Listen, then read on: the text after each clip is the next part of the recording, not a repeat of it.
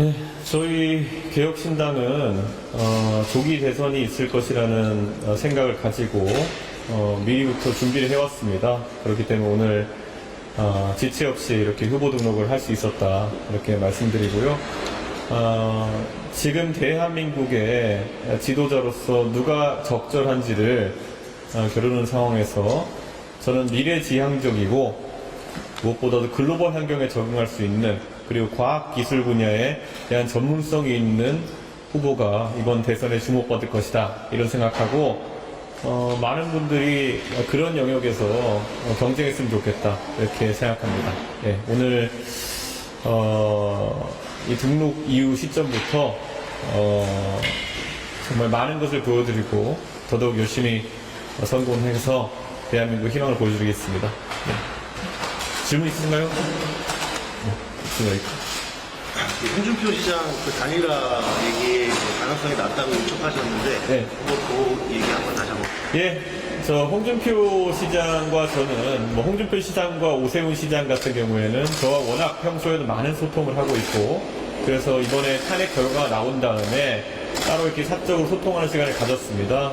그런데 단일화나 이런 것은 솔직히 국민의힘에서 저를 굉장히 사실도 아니고 그리고 모욕적인 그런 주장을 통해서 내쫓았기 때문에 그런 부분에 대해서 어떠한 반성이나 사과의 의미도 없는, 그리고 그런 상황 속에서 단일화 논의는 무의미하다 이렇게 말씀드리고요.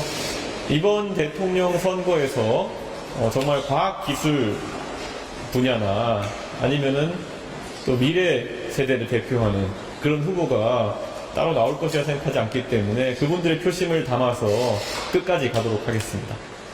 예. 유치한 질문일 수 있겠지만 첫 대선 후보 등록이신데 네. 기분이 어떠신지, 그리고 아직도 어리다는 네. 여러 언론에서 질문 봐서 좋겠지만 아직 어리다는 그런 비판에 대해서. 저는 대한민국의 많은 영역에서 지금 40대보다도 젊은 사람들이 활약하고 있는 시대다 이렇게 생각합니다.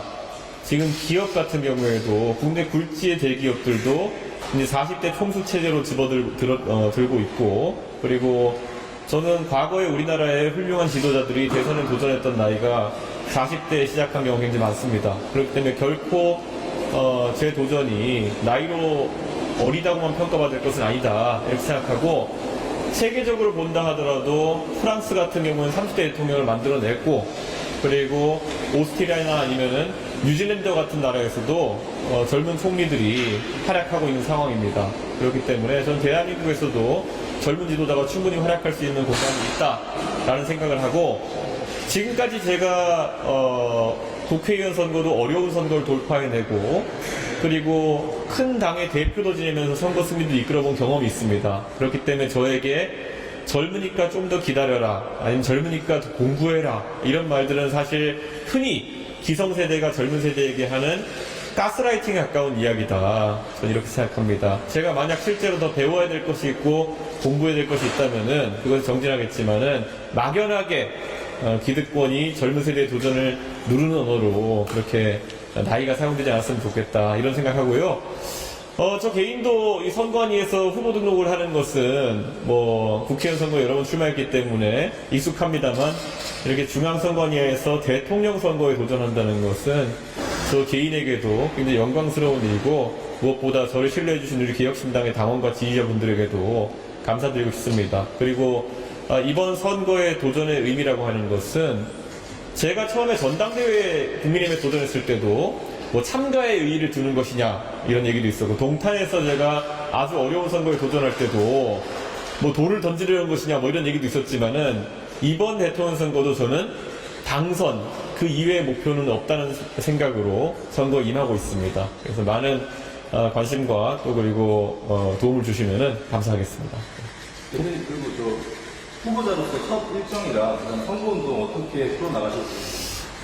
저는 이번 선거에서 지금 이재명 대표가 상당히 우세한 것처럼 보이는 모양새지만, 한편으로는 이재명 대표에 대해서 우려하는 사람들 많습니다. 그런데 지금 탄핵 결과에 대한 예측이라든지 아니면 계엄이라든지 이런 국면 속에서 중도 보수 진영이 상당히 위축되어 있다는 생각을 하게 됩니다. 그래서 저는 어제 그제도 대구와 영덕 등지에서 일정을 했지만 우선 그분들에게 윤석열 대통령이 잘못한 것이지 그분들이 잘못한 것이 아니다. 결국 그분들의 지지를 성과로 담아내지 못한 윤석열 정권의 문제를 너무 자책하지 말아달라라는 말씀을 드리고자 하고, 그래서 대구 경북 지역에서 일정을 우선시해서 진행하겠습니다. 그리고 제가 어느 선거에서나 그랬던 것처럼 이번 대통령 선거도 실제 발로 뛰는 선거를 앞세우겠다 이렇게 말씀드립니다. 그래서 당장 한 이틀 뒤부터 대구에서 진짜 유권자들에게 진정성 있는 마음으로 인사드리는 것부터 시작하겠다, 이렇게 언론인들께 미리 좀 예고를 하겠습니다. 국민의힘이랑 뭐 어떤 퍼센테이지로 말씀하실 수 없겠지만 그들이 변하지 않으면 나는 그들과 합치지 않겠다는 취지의 말씀 계속 하시는데 네. 어느 정도 가능성이라고 볼 수 있을까요? 저는 국민의힘이 사실 저에게 사과할 필요는 그렇게 많지 않습니다. 그건 해도 좋고 안 해도 좋습니다. 그런데 적어도 이 혼란 사태에 대해 가지고 진정성 있는 사과와 반성, 그리고 사과와 반성은 말로만 하는 것이 아닙니다. 실질적인 조치가 있었을 때 저는 그것이 평가할 만한 상황이 될 것이다 이렇게 생각하고요. 지금은 전혀 그런 움직임이 보이지 않고 있습니다. 오히려 지금 일각에서는 이 폐허가 된 중도 보수의 진영 내에서도 당권을 노리고 지금 많은 사람들이 이전 투구를 벌이는 상황 아니냐 이런 얘기까지 나오는데요. 사실 그게 굉장히 부끄러운 상황입니다. 그래서 저는 어떤 주자일지 모르겠지만 만약 국민의힘에서 대통령 선거에 도전하시는 분들이 있다면은 반성과 그리고 그에 따른 실질적인 조치들을 앞세우는 후보가 국민들에게 더 주목받지 않을까, 그런 생각을 하면서 한번 저도 잠잡고 지켜보겠습니다. 네, 여기까지 하겠습니다. 네, 감사합니다.